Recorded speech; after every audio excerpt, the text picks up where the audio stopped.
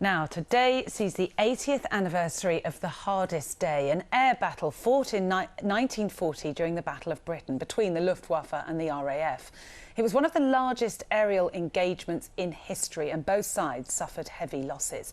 The now legendary RAF fighter base at Biggin Hill was a main target, as Claire Starr reports. Here comes the Luftwaffe in dozens of flights.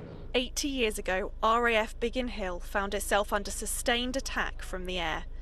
The Battle of Britain had been raging since mid-July, but the fiercest fighting came on August the 18th, 1940, when both air forces suffered the greatest number of aircraft losses than on any other day of the battle.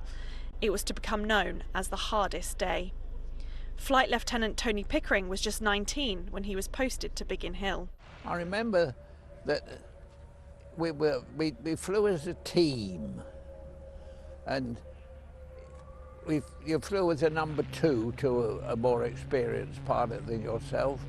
Pilots were airborne almost constantly to protect the airfield from total annihilation. But on the ground, the Women's Auxiliary Air Force also showed skill and determination. Heather Redfern's mother, Flight Officer Elspeth Henderson, was one of those stationed at the Kent airfield. She was responsible for the phone line to Uxbridge. It must have been terrifying, and particularly when the bombs did start to fall and hear the shaking. They would have been very aware of it, the noise and all that. By the end of the day, the German Air Force had inflicted terrible damage on Biggin Hill and other fighter command bases. But the RAF never stopped flying, and although losses were heavy, the Luftwaffes were heavier.